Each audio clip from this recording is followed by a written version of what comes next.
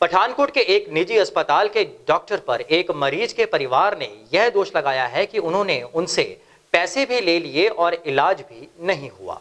परिणाम स्वरूप उन्हें अपनी बेटी को वहां से लाकर उसे सिविल अस्पताल पठानकोट में ले गए। यहां उसकी तबीयत संभल गई, जिसकी शिकायत में उन्होंने पुलिस से भी की है। इस सारी प्रक्रिया की जानकारी देते हुए मरीजा के परिवारजनों ने बताया कि वे गांव छोटे रानीपुर के रहने वाले हैं, जिनकी बेटी की तबीयत बीती रात को खराब हो गई थी और वह उन्हें गोयल अस्पताल में लेकर आ गए।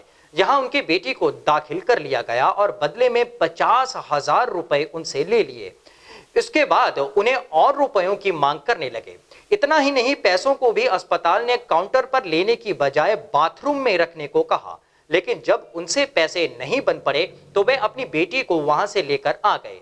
मरीजा के घर वालों का कहना है कि इतना ही नहीं, उन्होंने पैसे ना मिलने की सूरत में उनकी बेटी को लगी ऑक्सीजन भी उतार दी। मैं ना थोड़ी बीमार सी जी सांस की प्रॉब्लम हो रही, फूड खा लिया ही मैं जी ਤੇ ਉਸ ਤੋਂ ਬਾਅਦ ਫਿਰ ਡਾਕਟਰ ਕੋ ਗਏ ਗੋਇਲ ਹਸਪੀਟਲ। ਉਹਨੇ ਸਾਡੇ ਨਾਲ ਬਹੁਤ ਬੁਰਾ ਬਿਹੇਵੀਅਰ ਕੀਤਾ जी ਤੇ ਕਹਿੰਦੇ ਕਿ ਪੈਸੇ ਭਰੋ ਤੇ ਫਿਰ ਤੁਹਾਨੂੰ ਐਡਮਿਟ ਕਰਨਾ। ਫਿਰ ਪਾਪਾ ਨੇ ਥੋੜਾ इधर उधर रिश्तेदारों को मांग के 50,000 रुपया उन्होंने दिता। लाख रुपए की डिमांड की, कहता 50,000 तुम हुण दिओ। गोयल का हॉस्पिटल सीगा, एक नर्स सीगी जी एक सर सीगे ते उन्हें मतलब कि मैनू देख के तो पहला उन्हें टिप जी लगाई, नाले ऑक्सीजन लगा के चल गए। जो असीं पैसे भर लए फिर उस तो बाद उन्हें पैसे होर डिमांड की, उन्हें 50,000 होर की डिमांड की। उस तो बाद कहते कि 50,000 होर दिओ फिर तुहाडा ट्रीटमेंट करना।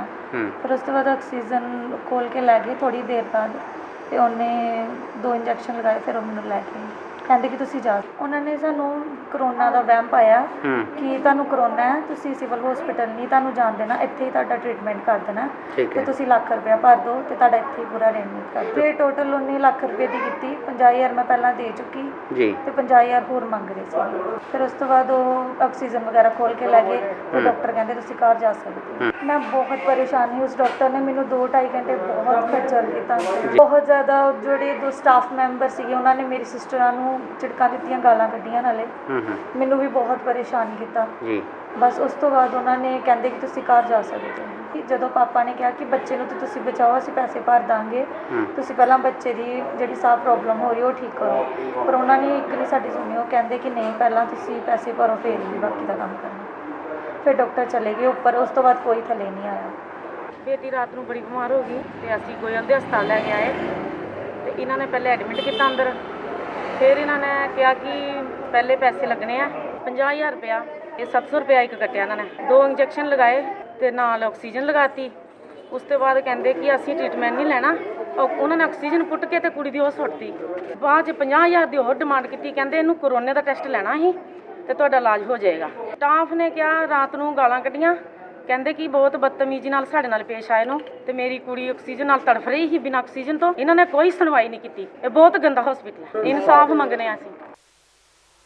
दूसरी तरफ जब हमने अस्पताल के इंचार्ज डॉक्टर मुनीश गोयल से इस विषय में पूछा तो उन्होंने कहा कि पहले तो उनसे अस्पताल ने 50,000 रुपए ही नहीं लिए, और अगर लिए हैं तो इसकी कोई रसीद उनके पास होनी चाहिए।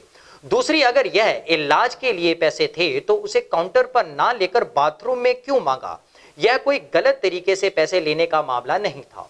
और सबसे बढ़कर कुछ घंटों के लिए 50,000 लेकर ऊपर से और पैसों की मांग करना, यह तो सरासर आरोप है। उन्होंने कहा कि उन्होंने यह कभी नहीं चाहा कि बिना कारण किसी से पैसे ऐंठे जाएं। 12:30 बजे जिदा पेशेंट आई है, मैं उन्होंने इमीडिएटली अटेंड कर लिया। स्टाफ ने पहले अटेंड किया, फिर बुलाया, मैं अटेंड कर लिया। रात को उन्होंने कह रही थी मैंने जी कुछ घबराहट हो रही है, साह चढ़ रहा है। ऑक्सीजन वो 89% सी। मेरे स्टाफ ने तो उस तो पहले वो ट्रीटमेंट भी शुरू करता था, ऑक्सीजन लगाते थे। शुगर वो चेक कर ली, थोड़ी शुगर भी घट सी। 700 रुपीज़ साड़ी लिख के लगाई हुई है। तो एमरजेंसी दोबारा की वीडियो बना के उत्ते 700 रुपये एमरजेंसी फीस नाइट की लिखी हुई है। वो 700 रुपये उन्होंने लिती सी। उस तो इलावा कुछ नहीं लिता सीगा, कोई ऑक्सीजन के, कोई शुगर के, कोई चार्जेस लिते ही नहीं गए। और एक नया किस्म का तो शरेआम फ्रॉड है। मैं तो खुद हैरान है कि इस तरह का एलीगेशन कितना लगाता। जो मैं पेशेंट ने दाखिल नहीं किया, फाइल ही नहीं बनाई, तो 50,000 का लेना। दूजी गल, उन्होंने कोल तो पैसे सीगे ही नहीं। उन्होंने तो राती अपने जिहड़ी पेमेंट है किसी होर नूं फोन करके पैसे मंगवाए टेस्टां दे लई 3600 रुपये मंगवाया।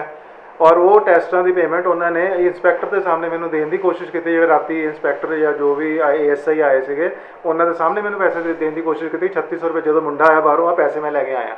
ਜੇ 50000 ਰੁਪਏ ਉਹਦੀ ਜੇਬ 'ਚ ਹੁੰਦਾ ਮੈਨੂੰ ਦਿੱਤਾ ਹੁੰਦਾ ਤੇ ਇੰਨੀ ਨੌਬਤ ਥੋੜਾ ਆਣੀ ਸੀ, ਮੈਂ ਤੇ ਉਹਨੂੰ ਦਾਖਲ ਕਰਦਾ। ਮੈਂ ਕੋਈ ਚੋਰ ਹਾਂ ਜਾਂ ਫੀਮ ਵੇਚ ਰਿਹਾ ਜੋ 50000 ਰੁਪਏ ਬਾਥਰੂਮ 'ਚ ਲੈਵਾਂਗਾ। ਔਰ this is shit, total shit and nonsense. ਠੀਕ ਹੈ ਨਾ, ਇਹ ਇੱਕ ਨਵਾਂ ਫਰਾਡ ਹੈ ਕਿ ਪੇਸ਼ੈਂਟ ਲੈ ਕੇ ਜਾਓ ਡਾਕਟਰ ਕੋਲ ਤੇ ਉਹ ਰੌਲਾ ਪਾਓ। ਠੀਕ ਹੈ ਨਾ, ਔਰ ਉਸ ਤੋਂ ਬਾਅਦ ਅਗਲੇ ਦਿਨ ਆ ਕੇ ਸਾਰੇ ਬੰਦੇ 40-50 ਬੰਦੇ ਇਕੱਠੇ ਕਰਕੇ ਆ ਜਾਓ ਤੇ ਅਗਲੇ ਦਿਨ ਐਲੀਗੇਸ਼ਨ ਲਗਾ ਦਿਓ ਡਾਕਟਰ 50 ਦੇ ਨਹੀਂ ਤਾਂ 30-40 10 ਦੇ ਆ ਕੇ ਤੇ ਕੋਈ ਦੇਗਾ ਜੇ ਇੰਨਾ ਸ਼ੋਰ ਸ਼ਰਾਬਾ ਦੇਖੇਗਾ।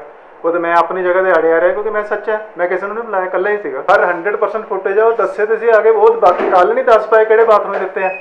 ਉਹਨੂੰ ਆਪ ਨੂੰ ਨਹੀਂ ਪਤਾ ਕਿਹੜੇ ਬਾਥਰੂਮ ਦਿੱਤੇ, ਜਾ ਕੇ ਕਿਹੜੇ ਬਾਥਰੂਮ ਦਿੱਤੇ। ਉਹ ਕਦੇ ਜਦੋਂ ਉਹਨੇ ਪੁੱਛਿਆ ਕਿਹੜੇ ਬਾਥਰੂਮ ਦਿੱਤੇ ਆ, ASI ਨੇ ਮੈਂ ਕਿਹਾ ਤੇ ਜੋ ਪਤਾ ਤੇ ਕਰੋ ਕਿਹੜੇ ਬਾਥਰੂਮ ਦਿੱਤੇ ਆ। ਫਲਾਣੀ ਜਗ੍ਹਾ ਦਿੱਤੇ ਜੀ, ਟਿਮਕੇ ਦਿੱਤੇ, ਇੱਥੇ ਦਿੱਤੇ, ਉਹ ਪਤਾ ਹੀ ਉਹਨੂੰ ਆਪ ਨੂੰ ਨਹੀਂ ਪਤਾ। ਅਸੀਂ ਕੋਈ ਆਕਸੀਜਨ ਨਹੀਂ ਉਤਾਰੀ ਸੀ, ਪੇਸ਼ੈਂਟ ਨੂੰ ਆਕਸੀਜਨ ਲੱਗੀ ਹੋਈ ਸੀਗੀ। ਠੀਕ ਹੈ ਨਾ, ਉਹ ਸਟਾਫ ਨੇ ਬਾਈ ਚਾਂਸ ਜਦੋਂ ਛੁੱਟੀ ਕਰਤੀ ਤਾਂ ਉਤਾਰਤੀ ਹੋਏ ਵਿੱਚ, ਮੈਂ ਕਹਿ ਨਹੀਂ ਸਕਦਾ, ਮੈਂ ਤੇ ਕਿਸੇ ਨੂੰ ਆਕਸੀਜਨ ਉਤਾਰ ਲਈ ਕਿਹਾ ਹੀ ਨਹੀਂ। ਬਾਈ ਚਾਂਸ ਪੇਸ਼ੈਂਟ ਨੇ ਆਪ ਹੀ ਉਤਾਰ ਕੇ ਐਲੀਗੇਸ਼ਨ, ਕੋਈ ਪੇਸ਼ੈਂਟ ਨਾਰਮਲ ਹੋਏ, ਉਹਨੂੰ ਵੈਸੇ ਵੀ ਆਕਸੀਜਨ ਦੀ ਜ਼ਿਆਦਾ ਲੋੜ ਨਹੀਂ ਸੀ, ਆਕਸੀਜਨ ਤਾਂ 90% ਦੇ ਆਸ-ਪਾਸ ਸੀਗੀ, ਉਹ ਪੇਸ਼ੈਂਟ ਤਾਂ ਸਟੇਬਲ ਸੀਗੀ, ਉਹ ਤੇ ਗਾਲਾਂ ਕੱਢ ਰਹੀ ਸੀਗੀ ਉਹਨੂੰ ਆਕਸੀਜਨ ਦੀ ਕੀ ਲੋੜ ਸੀਗੀ। ਉਹ ਤੇ ਆਕਸੀਜਨ ਟੈਂਪਰੇਰੀ ਮੇਰੇ ਆਉਣ ਤੋਂ ਪਹਿਲੇ ਸਟਾਫ ਨੇ ਲਗਾਈ ਸੀ, ਉਹਨੂੰ ਆਕਸੀਜਨ ਦੀ ਕੋਈ ਜ਼ਰੂਰਤ ਹੀ ਨਹੀਂ ਸੀਗੀ। ਹੋਰ ਦੱਸੋ, ਫਿਰ ਵੀ ਉਹਨੇ ਆਪਣੇ ਆਪ ਲਾ ਕੇ ਸਾਈਡ ਤੇ ਰੱਖਦੇ ਜਸਟ ਫॉर एलिगेशन लगाने के लिए, तो कोई डॉक्टर थोड़ा जबरदस्ती जाके लगा देगा। इस संबंध में जब जांच अधिकारी से बात की तो उन्होंने कहा कि वे बिना जांच किए कोई भी कदम नहीं उठाएंगे। नीलम कौर है उतों की अपने छोटे रानीपुर की, इन्हें कंप्लेन की कि मेरी लड़की मनप्रीत कौर है जी अपने ਉਹਦੀ ਛਾਤੀ 'ਚ ਦਰਦ ਵੀ ਤੇ ਮੈਂ ਕੱਲ੍ਹ ਕਰੀਬ 9:30 ਵਜੇ ਦਾਖਲ ਕਰਾਈ ਸੀ 19 ਤਰੀਕ ਗੋਇਲ ਹਸਪਤਾਲ। ਕਹਿੰਦੀ ਵੀ ਡਾਕਟਰਾਂ ਨੇ ਮੇਰੇ ਕੋਲ ਵਾਧੂ ਚਾਰਜ ਲਿਆ ਹੈ ਪਰ ਸਾਡੇ ਨਾਲ ਮਾੜਾ ਵਰਤਾਓ ਕੀਤਾ। ਪੁਲਿਸ ਵੱਲੋਂ ਕਾਰਵਾਈ ਵੀ ਉਹਦੇ ਬਿਆਨ ਲਿਖ ਲਿਆ ਹੈਗਾ ਤੇ ਡਾਕਟਰ ਸਾਹਿਬ ਤੋਂ ਉਹਦੇ CCTV ਤੇ ਕੈਮਰੇ ਦੀ ਜੋ ਵੀ ਉਹਨੇ ਇਲਜ਼ਾਮ ਲਗਾਏ ਫੁਟੇਜ ਚੈੱਕ ਕਰਕੇ ਉਹਨਾਂ ਰਿਕਾਰਡ ਤੇ ਅਗਲੀ ਕਾਰਵਾਈ ਜੋ ਵੀ ਬਣੀ ਕੀਤੀ ਹੈ। गौरतलब है कि गोयल अस्पताल जिस गोयल परिवार की सेवा के सदके आज विश्वसनीय बना है, वह सारा परिवार मरीजों की सेवा में है। ऐसे में अगर इस प्रकार का कोई मामला सामने आता है तो काबिले यकीन नहीं है। डॉक्टर मुनीश गोयल भी अपने पिता की तरह भावनापूर्ण एक डॉक्टर हैं, जिन्होंने पैसे को नहीं जिंदगियों को महत्व दिया है।